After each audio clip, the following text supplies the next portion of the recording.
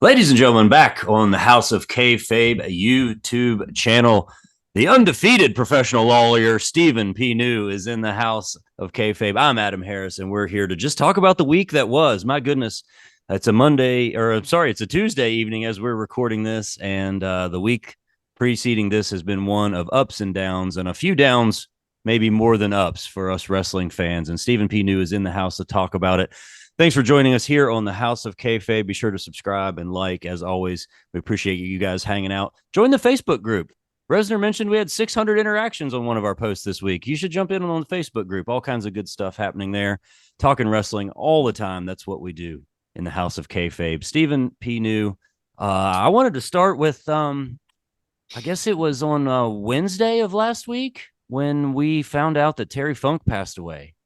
And I'm not a lifelong fan of Terry Funk. I actually just started digging in deep to him during the pandemic, but he's somebody I've kind of always known about, but I hadn't started fully to respect his greatness. And I'm at the point now where I think he's the GOAT. You know, I can put that argument forward that Terry Funk, greatest wrestler of all time. Great argument. What do you think, Steve? Where were you when you found out Terry Funk died? Uh, at work, and my paralegal Aaron is a huge professional wrestling fan.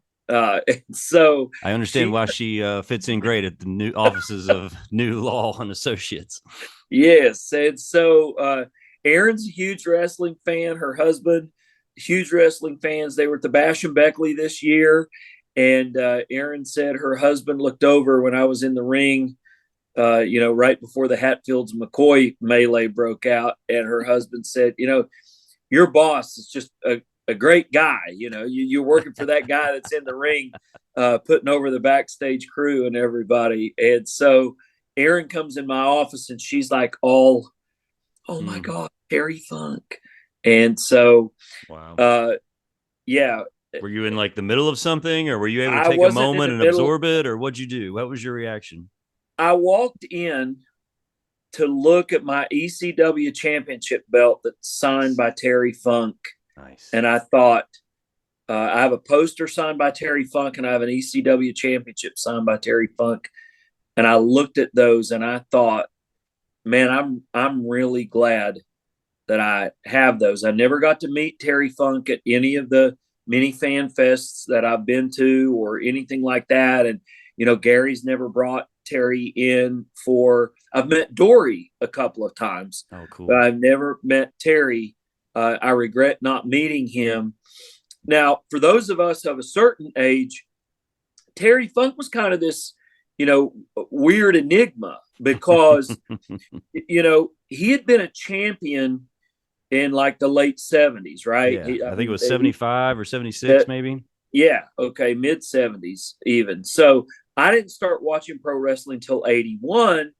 And Terry was kind of in this weird semi-retired status. He retired more times than Tom Brady. And then he'd come out of retirement. He and Dory would have a run in the WWF or something like that. And then he'd go back to the Double Cross Ranch. Yeah, or to Japan, as we know, he was traveling back right, and forth to Japan in the early '80s there for a while. Exactly, but man, he burst on the scene in '89 and was a guest commentator for one of the Ric Flair, Ricky the Dragon Steamboat matches, and attacked Flair afterwards, setting up that great program. And I remember being at the time like, man, why is WCW doing this? They're bringing in one of these old guys out here. But when I watched him work that program with Flair in '89, I understood the greatness then. And I understood that he'd retired prematurely, So, and then I was surprised when he kind of made that pivot into the hardcore middle-aged and crazy in the '90s. Yeah, middle-aged and crazy is right. But dude, he helped make ECW for sure. Yeah, for sure. As Brian Last pointed out on the podcast, man, he said, in those early buzz days of ECW, that was basically about three people. That was about Sabu, that was about Shane Douglas, and it was about Terry Funk. Right. He was the ones who put him on the map and also pioneered that whole hardcore thing, and I guess brought that Japanese influence to America. And Heyman knew, to put that spot on Terry, that spotlight on Terry. And even at that time, I bet there were people going like, "What is Heyman doing?" What? But this old guy again, Right. we thought he Right. was old in '89, and so many people point to that match with Flair as one of their favorite matches. And I think that Right. turned a lot of people into a guy who had been world champion in '75, who had been a real name in Japan. They didn't know about him until then. I feel like the first time as a young wrestling fan in '91 or so, I probably saw him on WCW Worldwide or something like Mm-hmm. that. Mm-hmm. And he eventually became a part of the stud stable with Bunkhouse Buck and Right. Colonel Robert Parker, right? Like he was almost Right. a sideman. And in my head, it was like, wow, these guys work the same style. They were both like, I guess, wasn't he Jimmy Golden? Wasn't that Bunkhouse Buck's name Right. in the Right. territories?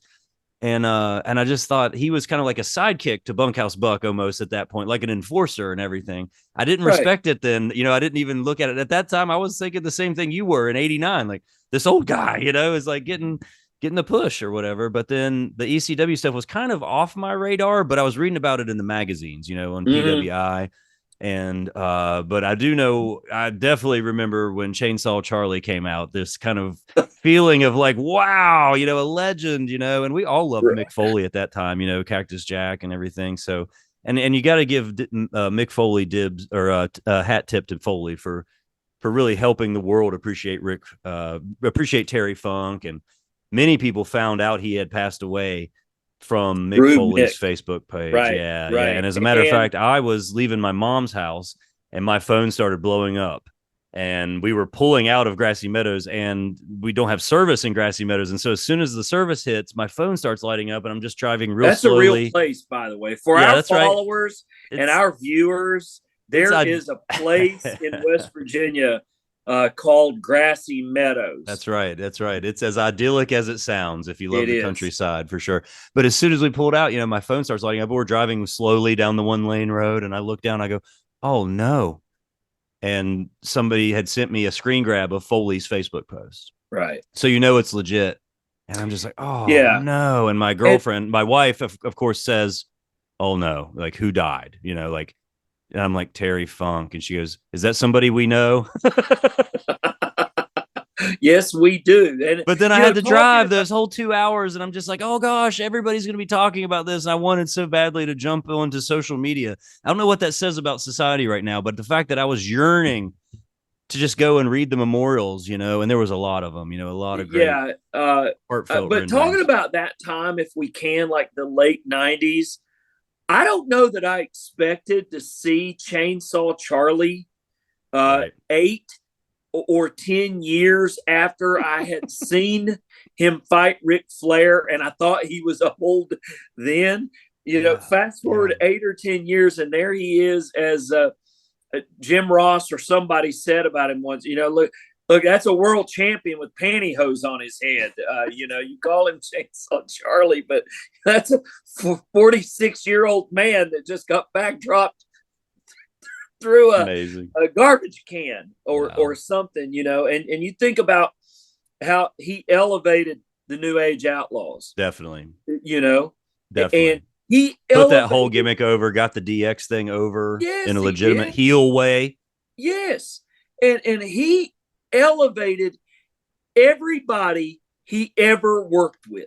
He elevated Dusty Rhodes. He elevated Harley Race. Yeah. He elevated Jack Briscoe. He elevated Mick people Foley. that go Mick Foley. Anybody he ever had a program with.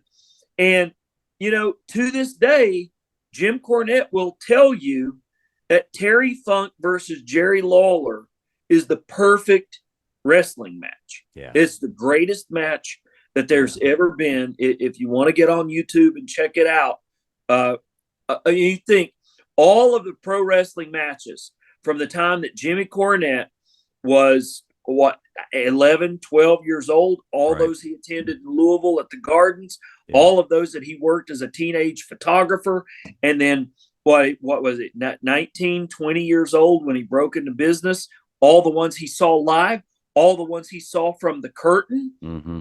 And he says Terry Funk versus Jerry the King Lawler's the greatest match of all time that he's ever seen. I think that says a lot. And the longevity, you know, Dustin Rhodes gets talked about, and there's a lot of people that you can talk about with longevity in the sport of professional wrestling. Even Sting at this point. Yeah, Sting. It's definitely got to be in that mix and that discussion. You know, Dustin started wrestling in like 88 or 89. Sting started wrestling in 85 or 86. He's still going. He's 64 years old. But even Terry still, Funk, though, Terry Funk, man. I know. You know, it's a 50-year career, and I think that is easy to do. We can think about a lot of people in a lot of other lines of work. You know, it's easy if your dad is taking you to your family store and you remember crawling around on the floor, you remember being there when you were young. I mean, if you own a hardware store and then you take over the family's hardware store, or, you know, or whatever kind of, you go into the family business, a pharmacy, a grocery store, whatever it is. But when you go into the pro wrestling business and you follow in the footsteps of your father, Dory Funk, who ran the Amarillo territory, and you and your brother are NWA World Heavyweight Champions, and then your career is 50 years, that's just really saying something. And from all the different territories, to, you know, the NWA, the different places, WCW, WWF, ECW, Japan, even Smoky Mountain, right? Even had a little stint in Smoky Mountain Wrestling. It was over everywhere he went. That's the other thing. Right. It's like, in different styles too. In the 70s, he was kind of, I think, was probably still considered pretty wild or whatever. Like, he was kind of known as always being that way, but not like in the way he was wild in 1996 or 7 or whatever it was, you know, not that kind of wild.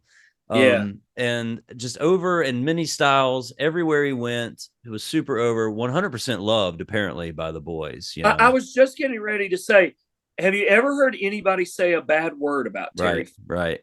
I've never heard a wrestler, I've never heard anybody associated with sport of professional wrestling have a bad word to say about Terry Funk. And, you know, I represent a lot of wrestlers now. I hear a lot of the behind the scenes stuff, and you know, I've heard a lot about the egos and the, you know, and the this, that, or the other. And you know, I represent one of the most polarizing figures probably ever in the sport, in Jim Cornette.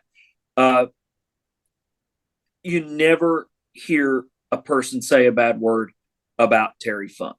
Yeah. No Ironically, from the Double Cross Ranch, right?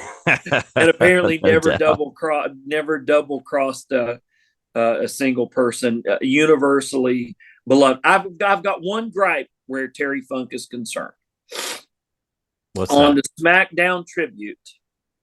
Even with Cody mentioning the egg-sucking dog taunt that Terry liked to hurl at the American Dream Dusty Rhodes, I didn't see them play the Forever promo. No, they did not. No doubt. So Do you think they don't have the footage? Do you think it's because that's a Japan?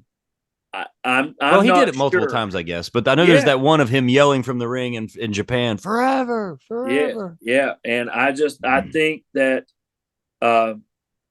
WWE should have played that promo, or one of the, you know, the Forever promos. No doubt. Because it's just that's. You know why they didn't, Steve? It's too real. It would be too off-putting to everybody who's used to watching sports entertainment of today. They'd go, "Oh gosh, I'm scared of that guy." They're like, "Oh, he seems too real.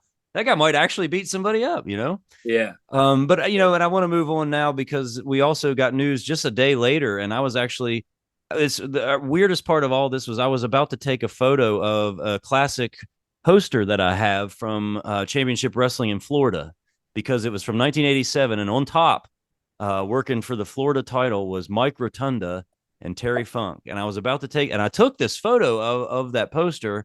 And it was Yeah. like, again, my phone started blowing up, and it was the news that Bray Wyatt had tragically passed away.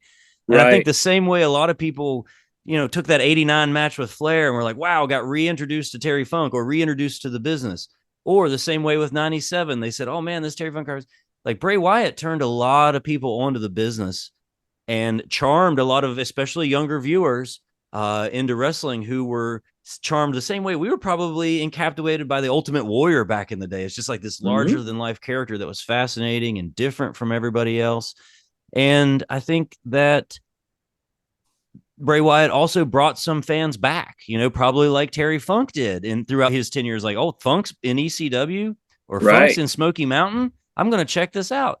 And it was the same with people. They heard something cool like The Fiend was happening, or they heard about this Bray Wyatt character that was doing something different, brought lapsed fans back. And we know a few ourselves who started watching wrestling again because of Bray Wyatt, and just a tragic loss, apparently from a heart attack and some complications, I guess, from having COVID.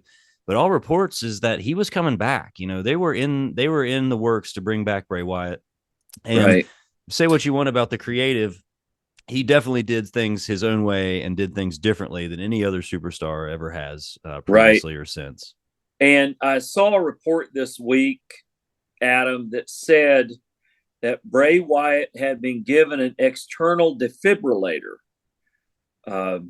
And so, COVID is a mysterious thing. And say that again. And so I don't know if it was COVID that threw his heart out of rhythm or anything like that. But apparently when the police investigated, Bray Wyatt's external defibrillator was still in his car. And so, he goes to take a nap and doesn't wake up. And that's just really, really hard to hear. Bray Wyatt, and what a lot of people don't understand, think about this. Families. Cody Rhodes says wrestling has more than one royal family. Yeah. And Bray has an argument for being one of the royal families for sure. Black Jack Mulligan was his grandfather. One of the greats, a WWF Florida Tag Champion, AWA legend. Champ, yep, Florida legend. Right. And then Mike Rotunda, NCAA champion, champion in Mid-Atlantic Wrestling, IRS in the WWF what was it? Was it the US Express with Barry Windham, right? Yeah, his US tag team Express with Barry Windham. Barry Windham in '84. So, and you think about all the people there. You've got Black Jack Mulligan, Barry Windham, Kendall Windham, apparently on his mom's side, and then you've got Mike Rotunda on his dad's side, and then you've got Bray Wyatt, Wyndham Rotunda, and Bo Dallas. Mm-hmm. That's a pretty strong wrestling family, no doubt. Right there. And so I thought it was touching that Natalia and others who were around the business when their dads were in the business. Yeah. Can you imagine? Think about in the late '80s. There's a young or early '90s, a young Natalia and a young Wyndham Rotunda, and they grow up together, and then they get to go and be superstars. Yeah. And so surpass their parents in a lot of ways, reach levels of stardom that they would never even have dreamed of, even at their high level they all operated at. Right. I mean, and just once again with Bray Wyatt, Zelina Vega tweeted and told a story about how she was in what was the group with the rabbits and the guy with the flowers and see there? Adam Rose and the Rosebuds. He was the Rose. Zelina Vega was a Rosebud trying to get noticed by WWE. Wow. While she was at the Performance Center. And she had a tryout match before Raw or SmackDown and Bray Wyatt put her over. Bray Wyatt is what helped get Zelina Vega a contract at WWE. Wow. And he didn't have to do that. No. He'd already gotten made. He'd already made the transition from Husky Harris to Bray Wyatt. He didn't have to lift someone else up to try to help her career. And apparently that was the kind of guy that he was. I hate it for JoJo. I hate it for his children. You see a man. My daughter's fully grown now. My daughter's 20 years old, living her best life at the University of Kentucky. And you see Bray Wyatt with his daughter doing her hair. And I remember those days, the best days of my life. And you just think those girls, those children are really, really missing their father. I just made this connection, man. But you and Terry Funk and actually Bray Wyatt too, all were girl dads. Right. So there's nothing better. And all due respect to newly minted father Brian Resner once again. Yes. Well, that's right. That's right. I think being a girl dad is the greatest thing in the world. And I'm sure D Jones would back that up too. Derek Jones would as well. Well, and I was going to say one more thing, and we'll wrap up this little look back at Funk and Bray Wyatt. But I mean, that death of Bray Wyatt hit people of a certain generation the same way the death of a Terry Funk does. And I just think that it's important for all generations to appreciate that, and I think none of us should say, like any generation is better or worse than the other, because thank God somebody like Bray Wyatt was there to turn on new wrestling fans. And if it's worth it, it's just like with music, if you're meant to hear the Grateful Dead, you will get there. And I think if you're meant to love this wrestling and love wrestling the way a lot of us have, then you're going to get to Terry Funk, and you're going to get to Dory, and you're going to get to Amarillo, and you're going to get to Japan, to Tokyo, and maybe even Smoky Mountain Wrestling. Sure. God, and I'm thankful for the existence of Terry Funk, and I'm thankful for the existence of Bray Wyatt for sure. Hey, one thing before we transition off of this, we will do our memoriam. I hate that it's only August. Oh gosh! But here's who we've lost so far this year. I've been keeping a list too. Superstar Billy Graham, yeah, Leaping Lanny Poffo, Terry Funk, the Iron Sheik, Jay Briscoe, Darren Drozdoff, and Mantar, Mike Pollock. Yeah, and I got a couple more too. You got some; those were all on my list. Bushwhacker Butch, we lost this year.